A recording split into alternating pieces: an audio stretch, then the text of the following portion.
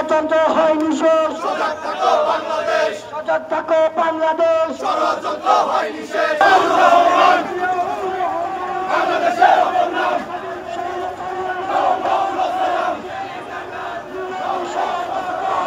আমাদের যখন এইগুলো চলছে, বগুড়াতে আমাদের এক সহকর্মীকে হত্যা করা হয়েছে পায়ের রক্ত কেটে দিয়ে। কোন মিডিয়া এগুলো সুষ্ঠুভাবে প্রচার করছে না। তাই বন্ধুরা, বক্তব্য দীর্ঘায়িত করবো না। এভাবে আন্দোলন চলবে, আমরা আন্দোলন করে আমরা ঘরে ফিরে যাওয়ার লোক না, আমরা পালিয়ে যাই না। অক্টোবরের পর থেকে 27 জানুয়ারি পর্যন্ত আমরা ওয়ালটন এখন দেশের সীমানা পেরিয়ে পৌঁছে গিয়েছে 50-টিরও বেশি দেশে। ওয়ালটন ঘরে ঘরে বিশ্বজুড়ে আন্দোলন সংগ্রাম করে গেছি যাদের অবস্থান থেকে, সাথী বন্ধুরা। তাই ভয় পাওয়ার কিছু নাই।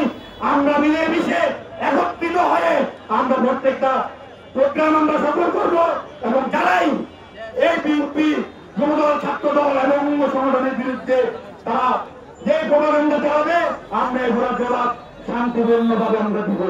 তাই সাথী বন্ধুরা, অনেক কষ্ট করে অনেকক্ষণ অপেক্ষা করে আমরা আজকে এই কর্মসূচি আপনারা পালন করেছেন। আমি আমার ব্যক্তিগত পক্ষ থেকে এবং কুমিল্লা মহানগর যুবদলের পক্ষ থেকে আপনাদের সবাইকে জানাই অগ্রিম শুভেচ্ছা। তাই সাথে বন্ধুরা, বক্তব্য দীর্ঘায়িত করবো না।